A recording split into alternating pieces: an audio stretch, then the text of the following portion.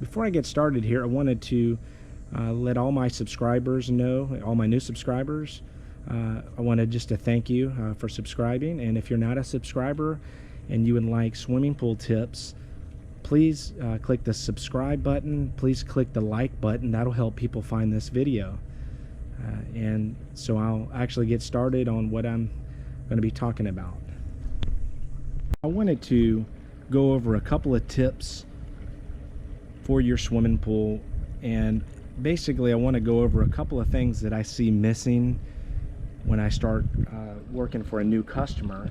And it happens so much that I decided to make this video to show you what's usually missing when I start working maybe every other new customer. And so in my hand I have a pool return jet. Okay, so on the side of the pool you're going to have two return jets. Now in this pool there's a Polaris return, and I'm not actually talking about the Polaris return, I'm just talking about the return jets, like that one right there. And it looks like this. Okay, it's adjustable.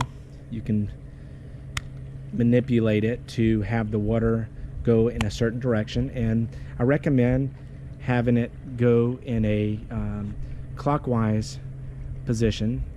So it would basically be pointing to the left. Here it's down a little bit, but what I find is that they're missing, that these are actually missing from the wall. And when they are, it's going to look similar to the Polaris one right there. It's going to be a big opening, and so this small opening on here is there for a reason, and that's to create pressure so you can have a circular clockwise motion of the water, and that's what you want. So this one right here is actually they're not missing on this pool, but I've had so many this year that were missing. So you want to check to make sure that you have them, and if you don't, you need to pick up some of these. I'll have some links in the description of ones that, you know, different sizes. Okay, but you're just going to measure the width of it and you'll know which one that you need.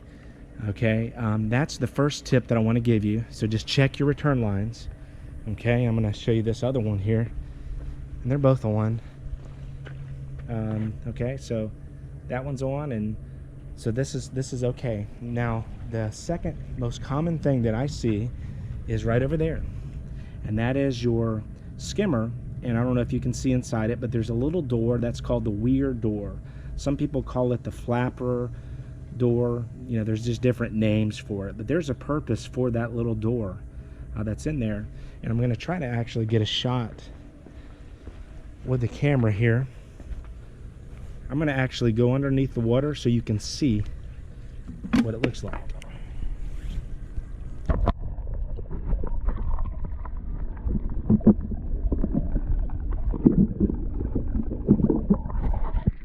Okay, so I'm back, and hopefully you could actually see that.